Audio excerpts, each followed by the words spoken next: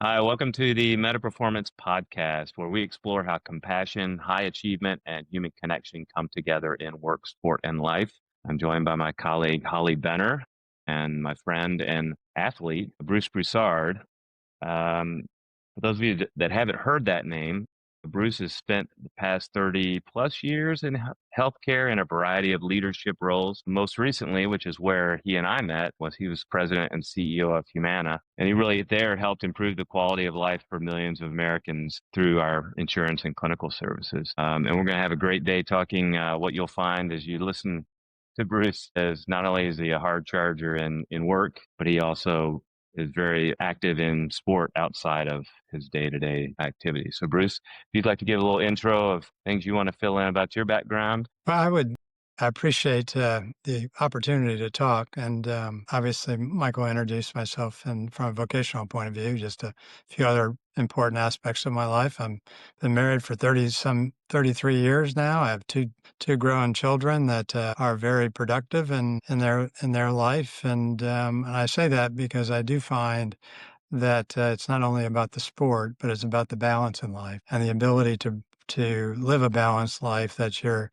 vocationally engaged, whatever that vocation and passion is, that you're able to live a life that is able to be healthy and well, and at the same time, the ability to have relationships that are long-standing and productive. And so as I think about the breadth of life, I look at it in a multiple levels. That's great. And Holly, I didn't pay him to say that. Yeah, that was beautiful. I mean, and what a great way to start the podcast because we're getting just a high level overview of who you are, but also how you think, Yeah. which is dynamic. And I'm looking forward to learning more. So to start with, one of the things I'm asking everybody that comes on is, how do you define high performance? And also, how do you know when you're performing at a high level? Hmm. It's an interesting question, and I think you can come at it in so many different ways. Me personally, I first look at high performance as a relative to your improvement as opposed to relative to others. I find when you compare yourself to others, it either doesn't motivate you as much, or it could be dismotivating as a result of just your where you stand in the level that you're competing on, or the level that you're comparing yourself to.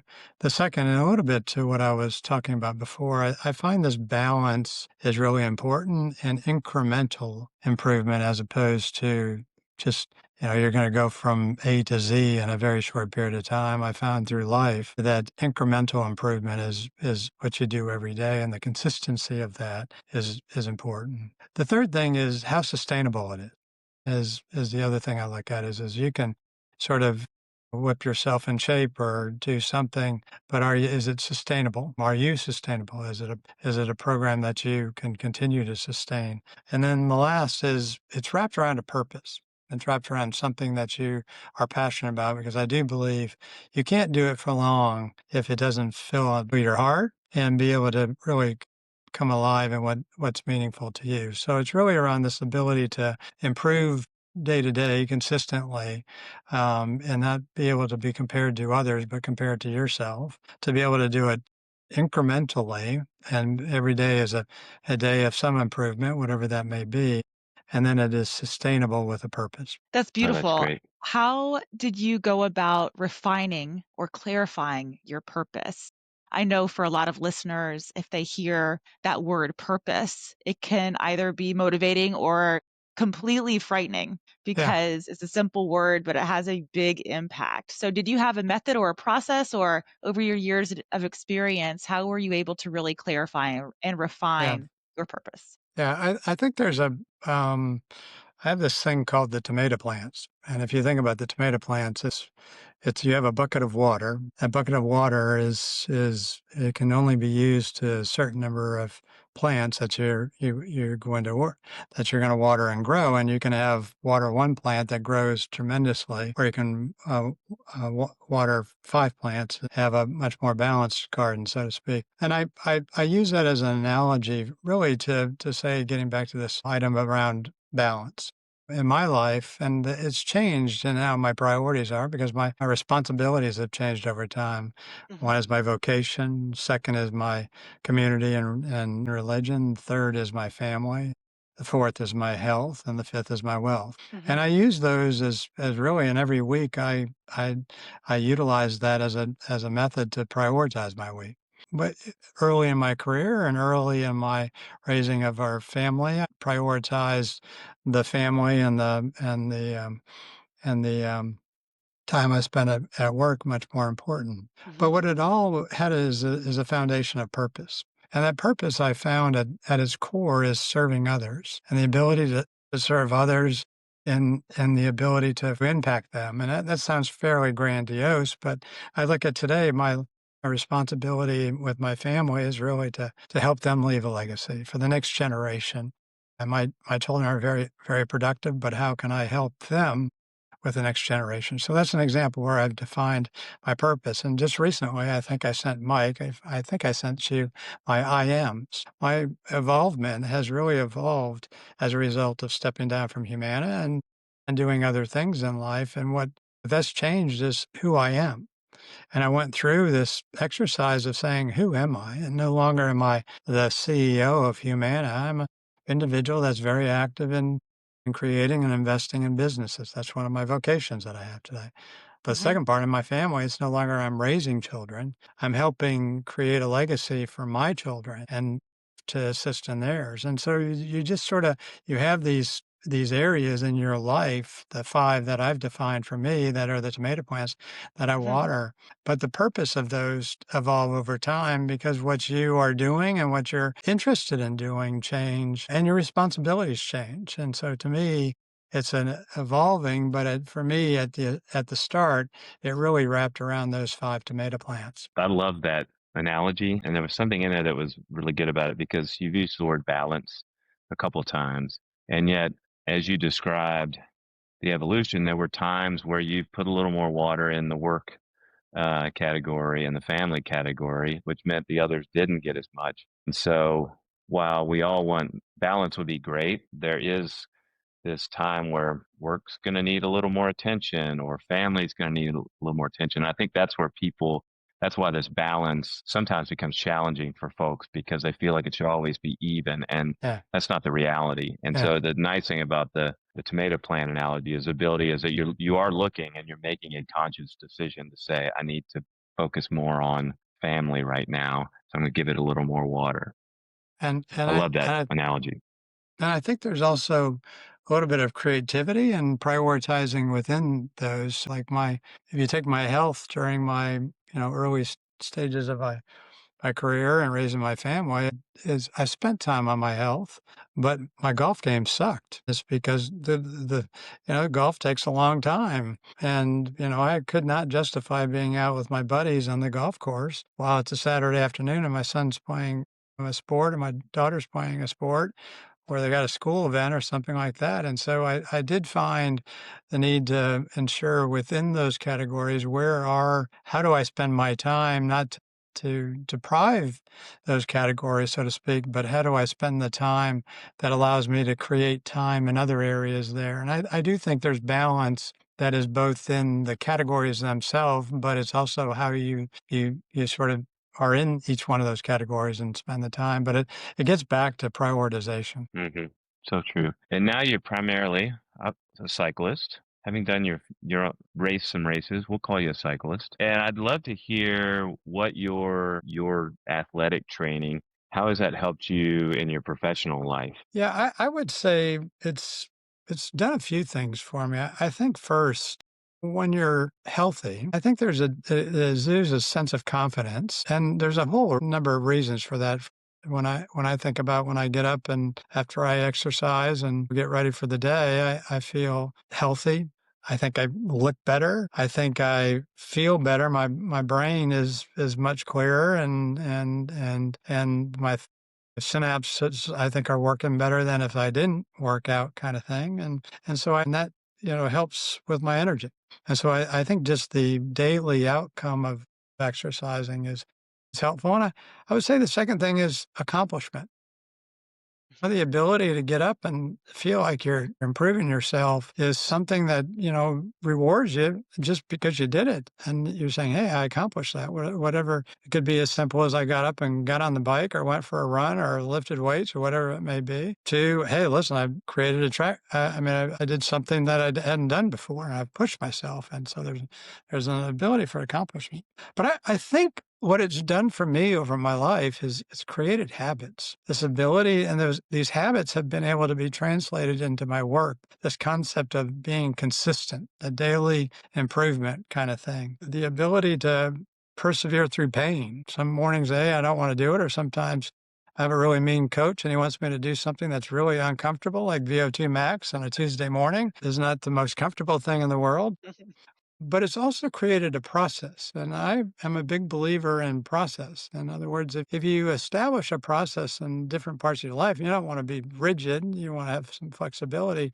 It creates dependability and consistency. And I find athletes that are training, that training is a process there. And then the last thing, this is a little bit back to the perseverance thing, it creates discipline. And discipline, I find, is important because it's easy to seek the pleasure, but it's hard to sacrifice, and sacrifice requires discipline. And sacrifice will win in the long run, maybe not be as pleasurable in the short run, but it will win in the long run every time. And I just find the ability to have this consistency, this ability to persevere through a little bit of pain, to establish a process around it, and then the ability to form a discipline as a result of that process. And I'm curious how an amazing answer too, by the way. And I can tell by the way you respond just how process driven you are. That you find a process, not that you don't refine or Yeah, throw yeah, out yeah. what Of doesn't course. work and Yeah, constantly tweak, but even yeah, with the tomatoes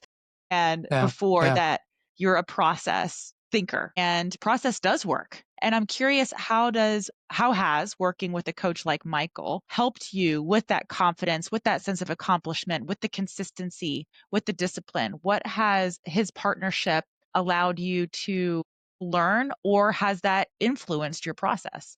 It's greatly influenced my process. I mean, one thing I've found in life is finding people that are smart about whatever subject you want, or just smarter than you in particular areas, and being able to help them help you is an important part of that. And obviously, Michael, and the experience that you guys bring and the knowledge you bring about the body, about the mind, about how that you intertwine that within the exercise and daily activities is an important part of that. But the second thing is I do find you need an accountability partner. I find that the ability to have a partner that is there, that gives you, another reason to go do it. And not every morning you want to get up and do it, and knowing that you've created that that connection, and that there's a sort of an accountability to that, I find is important there. And I find the ability to have the someone on the side saying, hey, this is what you need to do today. And in addition, have that accountability is a very important part of it. And so I do find having somebody looking over your shoulder is very, very helpful. I agree. It's a game changer. I am a coach and I have a coach because I cannot give myself accountability. I have tried, it Yeah. doesn't work. Yeah. Yeah. So wise words. And again, I find I was giving them, you guys are grateful about the VO2 max, but that's been such a helpful part of it. And, you, and with the technology that we have today, with the devices Mhm. and the ability and the knowledge we have about the body, the ability to have a plan that's developed to improve in certain areas, and at the same time to rest in certain times is such an important part of that, because you're flying a little bit blind. And I do see some of my colleagues and friends that they'll go exercise, but they don't have a process. They don't have a plan. They don't have Mm. somebody to help you. And so Mhm. they're doing it, but they're feeling like, well, I'm not getting as much out of it as I could. And that's because I think they don't have the plan that's most effective. Yes, winging it is not a strategy. Right, No, right, right, no. right. That's exactly right. Absolutely. So I love in your intro, you talked about sustainability, and that's really Right. something that Holly and I are passionate about because we really want to help people be athletic their lives. And it's really not about lifespan, it's about health span and how, and so I'd love to hear some of the lessons you've learned, or maybe it's habits you've developed along the way to help sustain that high performance for yourself. Yeah. Well, I would say it's a few things. I think first gets back to that idea of purpose and why do I want to do what I want to do? And to me, a long time ago, I've established I want to be healthy and I want to live a life that just isn't about living long, because we all know that genetics and other things can change that area. But what we talked about, living healthy has got a lot of benefits to it. I remember when somebody told me one time, I was saying, I was gonna it was a dinner, it was a business dinner. I said, "Well, I gotta go. It's 8:30. I gotta get to bed." And I said, "Why do you go to bed so early?" So I go to bed every night as a result of having to wake up every morning early. And I said, "I wake up early because I need to get an exercise in and then be ready to start the day at the appropriate time in the morning." I said, "Well, geez, one day, this is the individual talking, he said, I did a calculation, and if I work out an hour a day, and I do that for 15 years, I forgot what the math came out to, it extended my life by X years." And he says, "It's not worth it." I said, there's one fallacy within that calculation. I said that it's about how you live your life during those years as opposed to just the extension of your life. And I Hmm. think some people refer to it as health span and other terms have come out. And I find the ability to be healthy is such an important part of the opportunity to live a life of fullness. But to be able to do it with all the benefits of it, being self-confident, being, I've achieved something, the discipline, the consistency, the habits you create are all benefits to it. It's not just the outcome and the output of it. It's really, the process that you put in there. But Yes. really, I got off on a little bit of a tangent there in that story, but I found in life, that the ability to define your purpose is really important. To then be able to set goals. I never set the goal that I was going to be a CEO of a Fortune 50 company, and never set the goal I was going to be, doing what I did for the number of years I've done it, or have the family I had early on.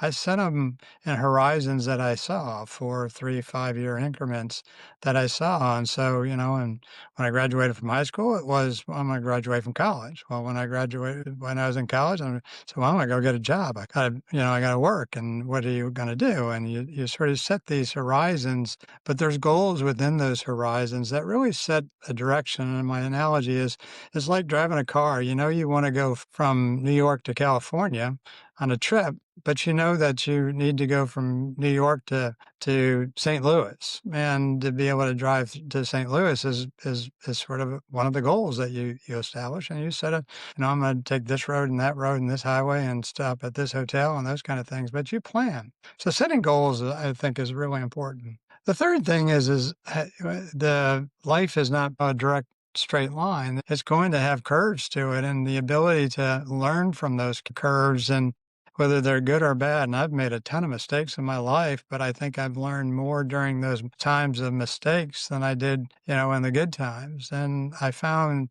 the ability to take risk along the way, but to be able to learn from the mistakes I've made have been just valuable to me and being able to grow and build that sixth sense. I've seen that before. I know how that ends, kind of thing, with it, but still being open, which leads me to probably one of the biggest areas that I found in my life is to be curious, is to ask questions as opposed to know things, to be able to read and seek out new things, to try the different things in life, to be able to socialize and be with people that have that are going to encourage you to learn and be part of it. And I found the ability to be curious and learning, and frankly, that's one of the reasons what I do today is just I just find the day to be just so inspirational to be able to learn and have the opportunity to learn.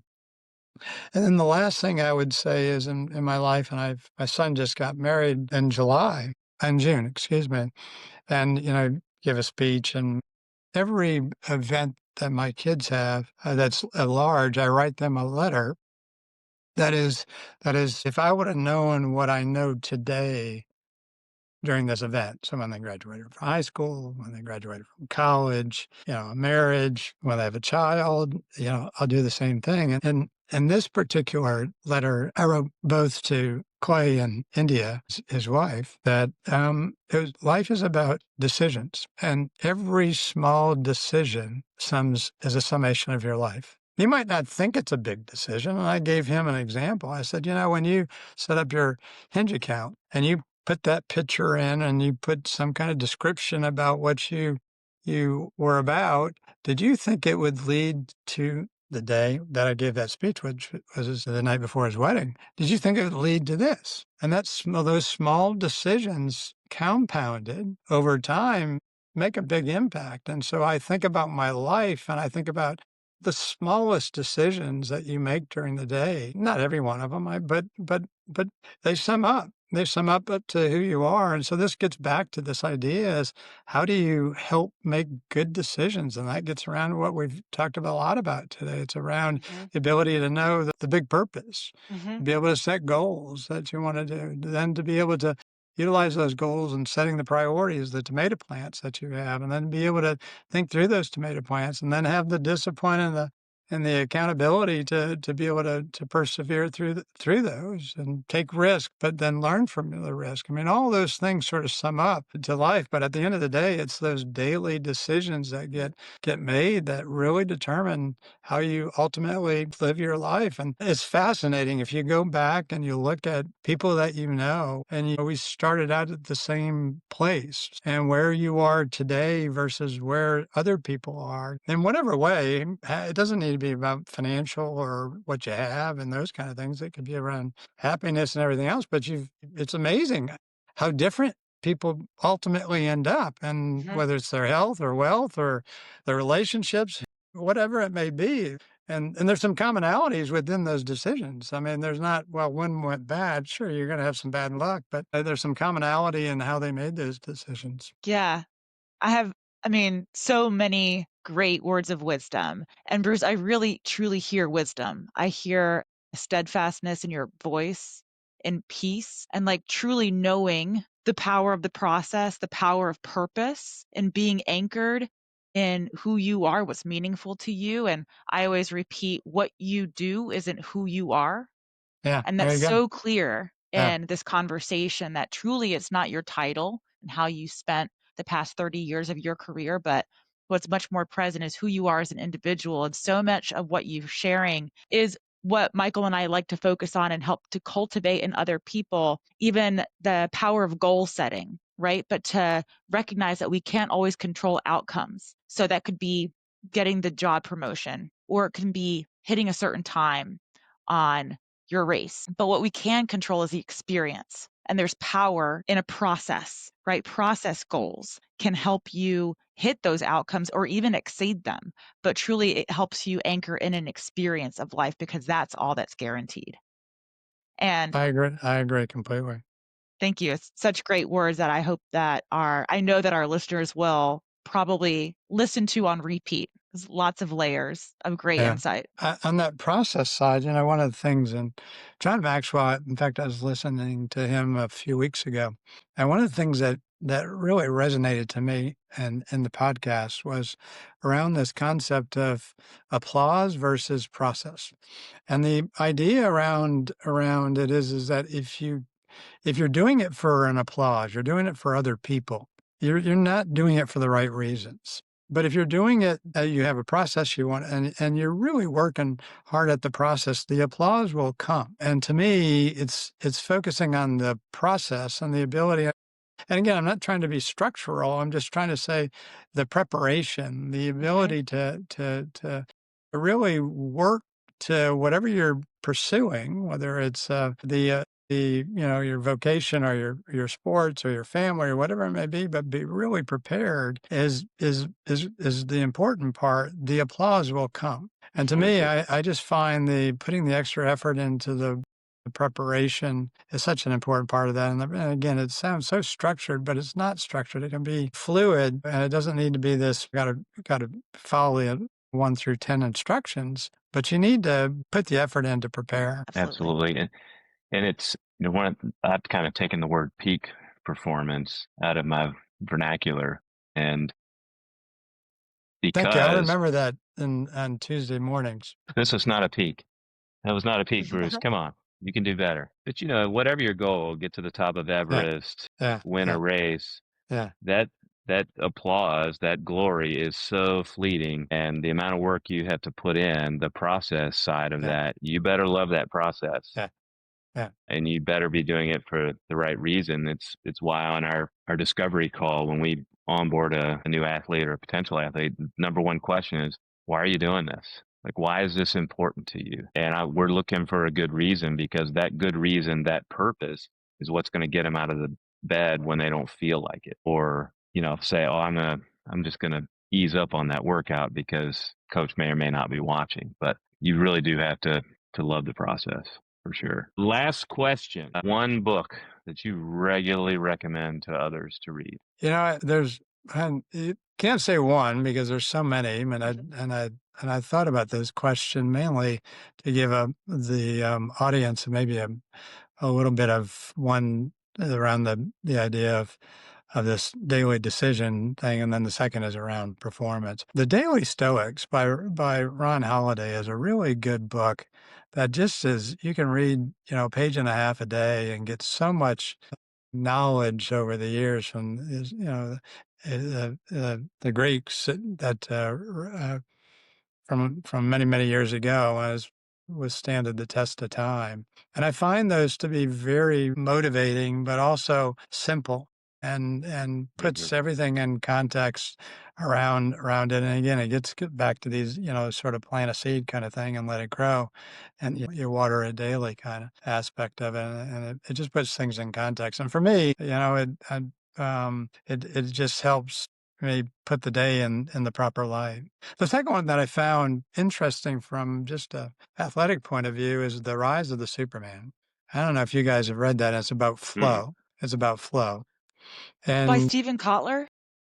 yes, and it was a wonderful book that put in idea about flow. And flow, I mean, is a Flow from a state. neurology point of view. Yeah, it's exactly, and you gain it at a certain period of time. I mean, it's referred to as a runner's high for eyeing, and when you're running, and if you're skiing, Mhm. you get it at a certain speed and certain immobile and those kind of things. But it's this ability to where all the great chemicals in your brain start coming together and motivating you. But the one thing that I took away from it, they had this formula, if I remember it distinctly, it was like I think it was 104%, some like 104 to 108%.